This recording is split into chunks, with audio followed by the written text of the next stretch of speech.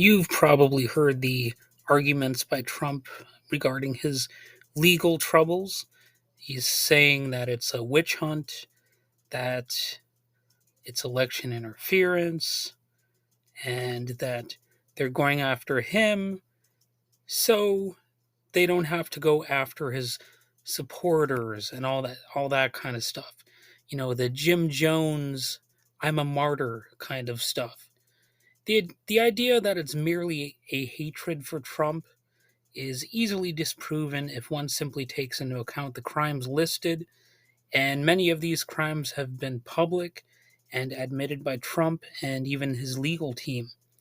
It's not accurate to label an entire political group as sadistic based on the desire to see justice for what are obvious crimes.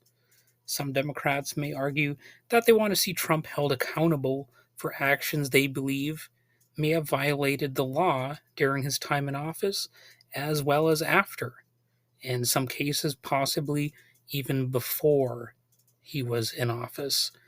These actions could include allegations of attempting to overthrow American democracy, obstruction of justice, abuse of power, financial improprieties, the misuse of secret documents, including even nuclear secrets.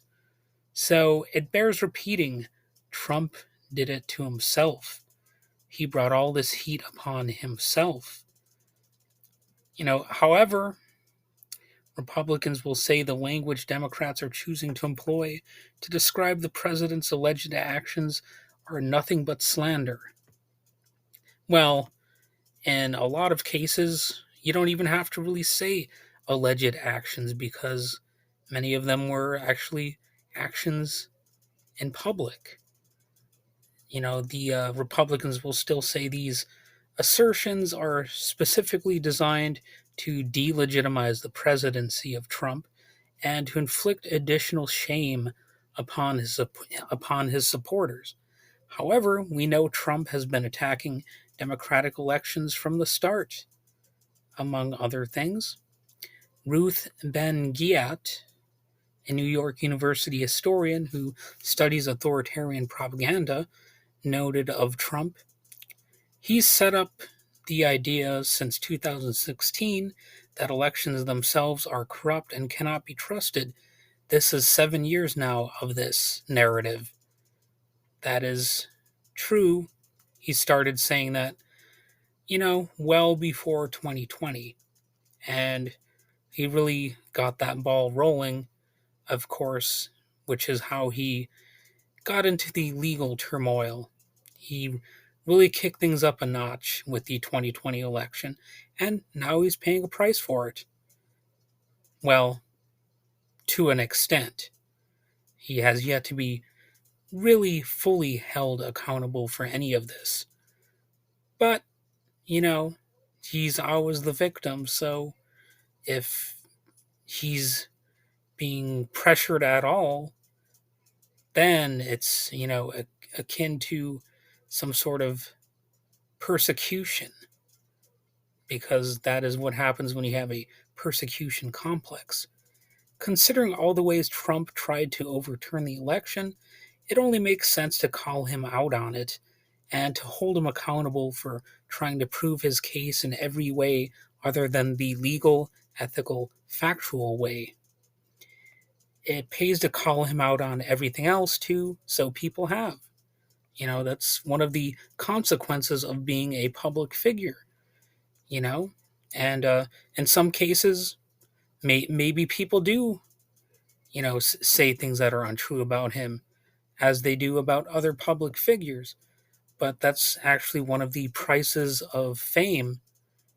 And apparently, Donald Trump didn't get that memo either. But anyway, when Trump was called out for being unethical and acting in a fashion consistent with white supremacy, he was labeled a racist and a white supremacist. Accordingly, if it quacks like a duck, it may well be a duck, as the saying goes. Such accusations are not inherently discriminatory, And if any of the name calling only serves to discredit anyone who supports him, then so be it. I mean, that's another consequence too. If you support somebody who has a questionable history and says and does questionable things, it might tarnish your own reputation. That is one of the prices that you, as a fan of certain public figures, take. You might pay that price. And of course, Trumpists have themselves been name calling and lying this entire time, calling anyone in the LGBT community groomers and pedophiles, claiming all Democrats and liberals are communists, and pretending that no Democrats or liberals are Christian, etc., etc. And not only are plenty of Democrats actually Christian, but I even know a Christian anarchist.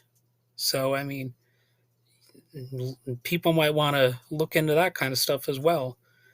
Some people do not live their lives according to some far right propaganda. Meanwhile, as if to fit the profile, Republicans are clamoring for all kinds of discrimination and censorship against any groups commonly despised by white supremacists. And hey, what a coincidence that would be.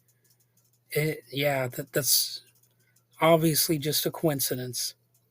Yet they will express concern over supposedly false rumors about Trump, even if indictments backed by grand juries painstakingly make the evidence clear and easy to understand, you know. However, even without legal cases, we also could know plenty of bad things about Trump already. We could know that he either enjoys committing sexual assault or at least fantasizing about it.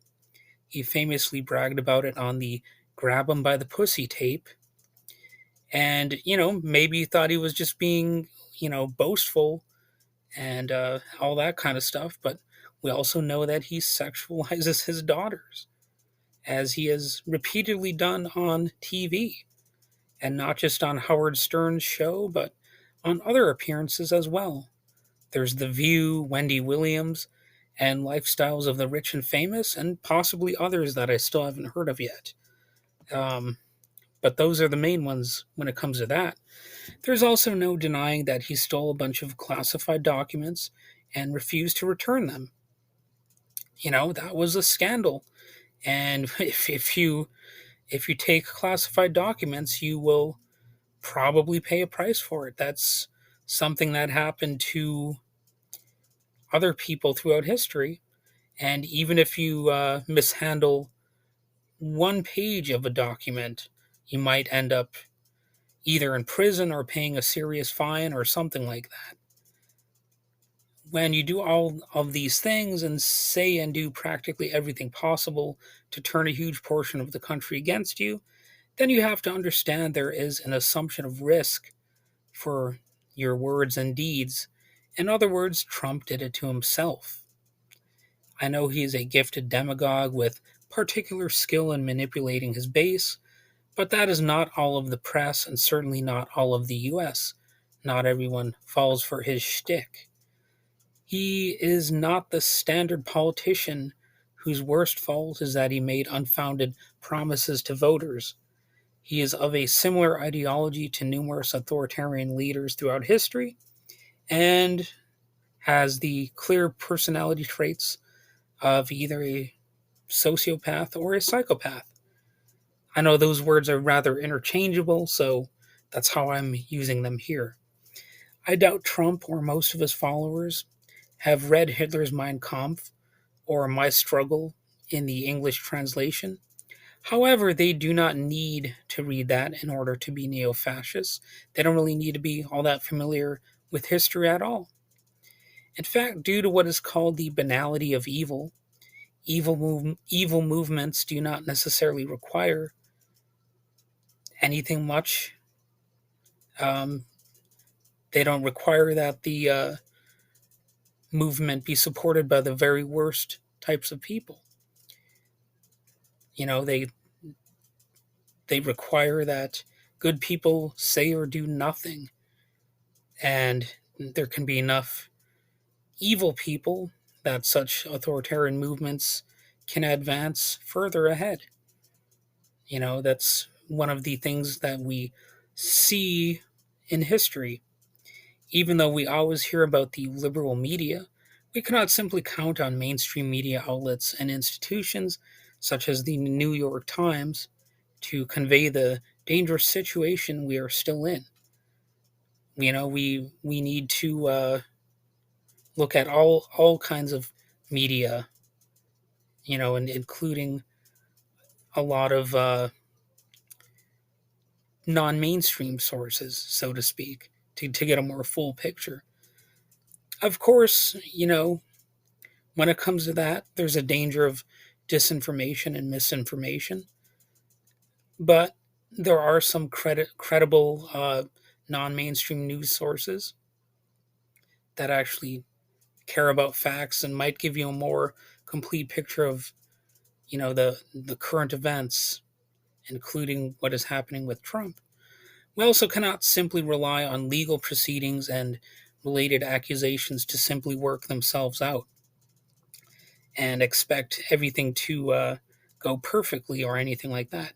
People really do have to work to create alternative organizations to the status quo, in some cases, basically from the bottom up or the ground up, as certain institutions and even entire states increasingly cede themselves to various elements of neo fascism.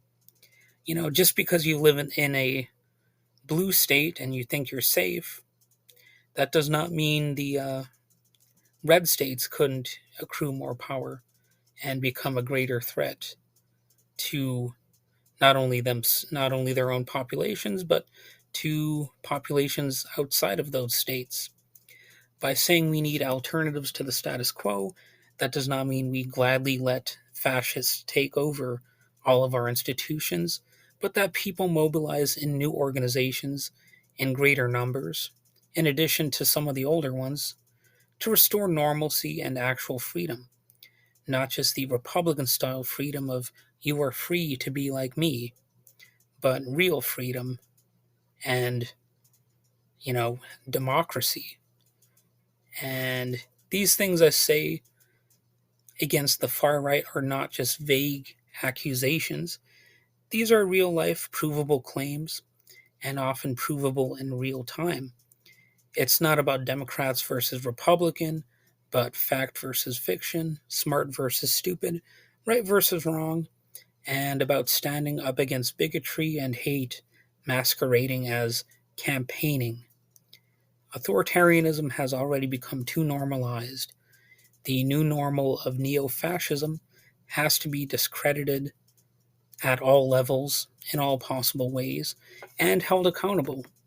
It just so happens that Trump happens to be one of the main sources of the legal troubles happening right now regarding the neo fascist movement.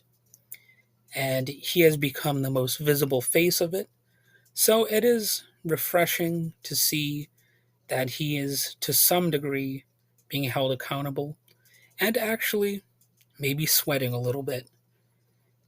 That's not all that we have to look forward to, and we're not quite out of danger yet. But it does seem like maybe maybe some good things are actually going to start happening, especially as the youth vote might creep more into the system in the coming years, and that would include 2024 and, of course, future elections, if those future elections are actually able to happen, which is why these current legal proceedings are perhaps very important.